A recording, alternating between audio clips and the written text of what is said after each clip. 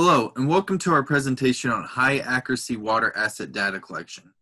My name is Benjamin Griffith, and I'm a GIS project manager at Texian Geospatial.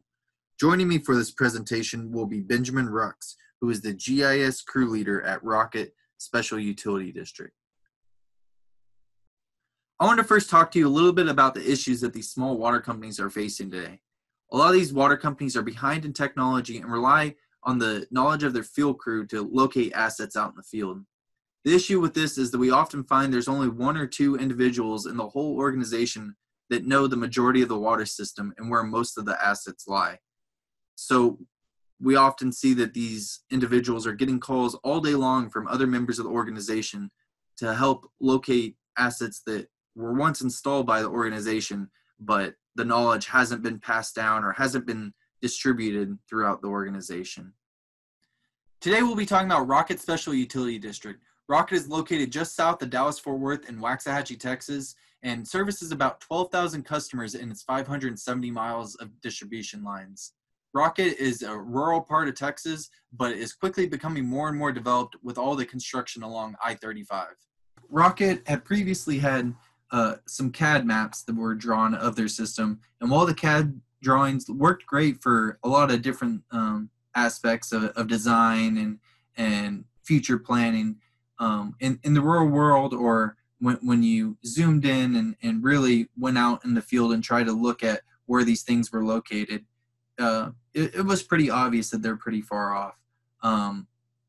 The reason for this is that CAD isn't always tied to a geographic location. They can sometimes be just drawn out in space. So this is to be expected. And like I said, it's great for many different aspects, but as far as knowing where your assets are truly located on the ground, this just doesn't cut it.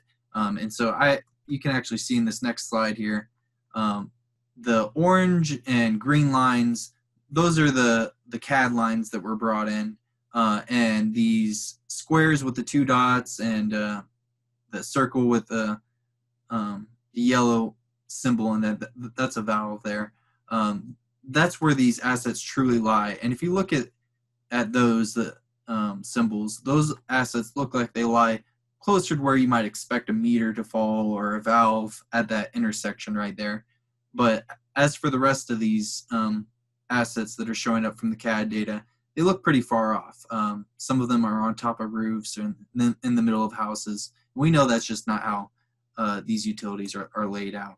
So for this data collection project, we use the Eos GNSS high accuracy receiver, and a crew of 2 were able to collect over 4,000 assets with centimeter accuracy in about 7 months. So this crew used ATVs in most locations to get around. Like I said, this is a more rural part of Texas, and so there's a lot of back roads that are just easier to get around and travel up and down on an ATV.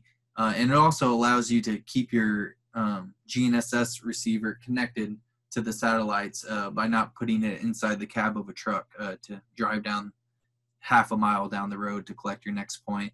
So that makes it more efficient. Also, they're using some fan cases on their iPads to keep them cool and keep them running. That's one of the biggest issues here in the Texas heat, is keeping your tablets or other devices cool enough to keep going. All the other equipment can take a beating, but those are the things that'll overheat first. So now we're going to go to Q&A session with Benjamin Rux. Benjamin is the GIS crew leader out at Rockett Special Utility District. He is one of the 2 people that went out and collected over 4,000 assets in less than 7 months. And keep in mind that he was actually doing other things and maintaining other responsibilities while also collecting these points. So some days he was off doing other things. Some days weather didn't permit him to get out there and collect points. And still he was able to learn how to do this whole process and collect that many points in that shorter time. He had no GIS experience previous to this, and I feel that he really took to it. So let's hear what he has to say about this process. Okay, Ben, to get started, what kind of mapping of assets, if any, was Rockett doing previous to this project? Well, previously we were just using a store-bought GPS unit, and we had one guy going out. He was looking at the paper map that we have, and he would record a valve, and he was doing flush hydrants and valves. He wasn't doing meters or fire hydrants. And he would, when the GPS unit was full of information, he would take it back to the shop and download it onto to a computer, and the information just kind of stayed there. I mean, that was probably 4 years ago, maybe even longer, and we never really used it. And then we were changing all our meters out to these new Badger E-Series water meters, and the contractor that was changing the meters out, they would GPS where the meter was, and so that gave a location for the water meters. And somehow the women would they can pull it up on the beacon eye on water, and it'll pull up a GPS coordinate, and it'll show where the water meter is. And we had a independent contractor that he recorded all the fire hydrants, but I'm not real sure about where that information is and how far that got.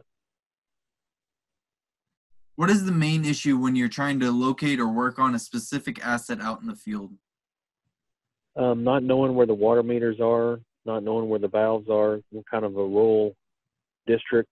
We have some subdivisions where we're more rural than we are subdivisions, and some of the valves are miles apart, and some of the water meters are set in different places where they're not in front of the house all the time, It's kind of spread out, and without having the GIS or GPS, it kind of makes it hard. You got to go on memory where you remember it being, or just experience, knowing where everything is, and being knowledgeable of the system. Okay, and to that point, could someone who was hired last month locate most of the assets in the system? No, it takes at least a year to get familiar with our system because we're so spread out. Right. I mean, you're just not going to walk in and know where everything is. And we have the paper maps and everything, but I mean, it takes seeing your eyes seeing it to remember where it's going to be, the next time you need it. How much time do you think a digital map of Rockett's water system will save the company? When it'll be completed, when we collect all the assets. Is that what you're asking? Yes, sir. Yeah. Well, I mean, you should be able to pull it up on an iPad or your phone, and I mean, you should be able to see where everything is accurately. And I think it would save a lot of time, because a lot of time guys are trying to find a water meter or a water valve because we have a water main break. And if they look at the map and they can't find it, then they have to make several phone calls to me or somebody else to ask where it's at, directions on how to find it and everything. So I think if this information, if it's available to them, it'll save a lot of time. While creating this water system map for Rockett, have you come across any assets that you've never seen before? Yes, I have seen a lot of water meters and valves. I've been here 16 years that I didn't know that was there, or didn't know that they existed. Right. And that's during your time collecting data, or just over time you found? During my time collecting data. Right. Especially the water meters. There's a lot of water meters that I've never seen before. Okay, and related to that last question, have you come across any assets in the field that weren't recorded in your route book or other resources? Yes, there's been a couple of water meters that we didn't know that existed. I mean, I'm sure somebody did at some point, but they're no longer employed here, so, or they forgot about it over time or something of that nature. But okay, great. Ben, if you don't mind, could you speak a little bit about your experience using Collector? Well, at first it was kind of hard for me to understand. I wasn't familiar with it, and it took some trials and errors to finally figure it out. But once I finally figured it out, and we figured out how to get better signal and how to keep the points, the assets within the range that we wanted them to be in, it was pretty easy. I got more familiar with the software on how to go back and see what range it was in and everything. And, it's just something new to me that I've never done before. It's pretty easy once you understand it all. Right. I actually think you were able to learn Collector pretty quickly and get out there and collect over 4,000 points in 7 months while also maintaining other responsibilities in your company. I think that's pretty impressive. Could you talk a little bit about your workflow in the field? Well, we have a meter route book when we used to hand read the meters. It's kind of like a mail route. You follow it, and it takes you, around all the roads and everything. And that meter route book gives you the meter number and the address and the endpoint number. And we usually work in a team when we're out in the rural areas. We collect valves, hydrants, and flush hydrants and meters with 2 guys. And when we're in a subdivision, we split up because it's a little easier, and there's more valves and fire hydrants in a subdivision than there is on rural route. And we just follow that route book, and we get to the address, we find the meter, we collect the asset, we put the meter number in and the address in the street. And that's basically what we do. We ride on ATVs most of the time when the weather permits us to. It's a little easier getting in and out. You're just kind of out of the way from vehicles. You can park on the side of the road more. And it also keeps the unit where you're not in the truck where it doesn't lose signal. Because sometimes we're pretty far out in the country, and cell phone service isn't that great. And we kind of lose signal a lot. And every asset we collect, we paint a dot. Well, for meters, we'll paint a blue dot on the meter box. That way we know we've been there in case we come back to it, so we don't collect it twice. And on fire hydrants and valves, we do the same thing. Right. And flush hydrants. And we kind of look back at the map to be sure we get all the valves and the hydrants. But basically the meters, if it's going to be in that route book, and sometimes it's not, we'll come across something that's not in the route book. It'll be an empty box, so it won't have a meter in it. But we still collect it and try to get the best address we can for it. Yeah. Okay, yeah, I think that was like a pressure plane. Like we usually try to stay in that pressure plane, and that way we can stay more organized and be sure that we get everything, be sure we collect everything. I think that was great to hear directly from Benjamin Rux on how this experience has been for someone who is new to GIS and had never done it before. So the great thing about digital water maps is it allows your entire organization to stay on the same page as far as what assets are currently located in your water system. So whether you're a new field crew hire or you're a office worker working on a desktop computer, you'll be able to access the same information and see where all these assets are located within the water system. And this enables your organization to be more efficient on locating these assets. And on top of that, it allows you to free up your water system experts to be doing those other tasks that they would normally be doing instead of answering calls to help people within your organization locate these assets.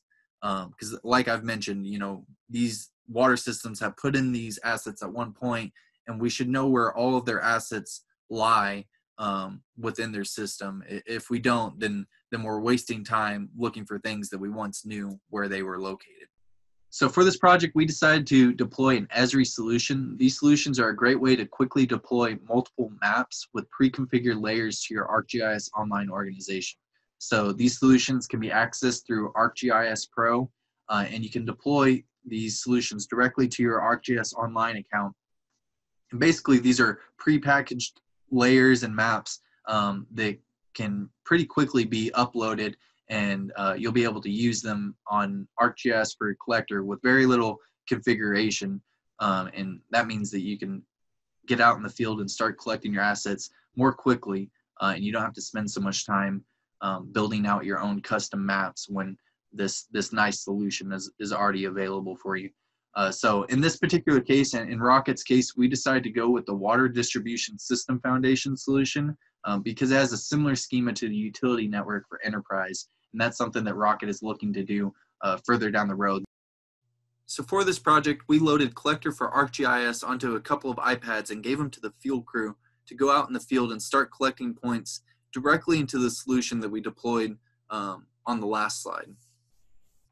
We used the Eos GNSS receivers to provide us with high accuracy location data for this project.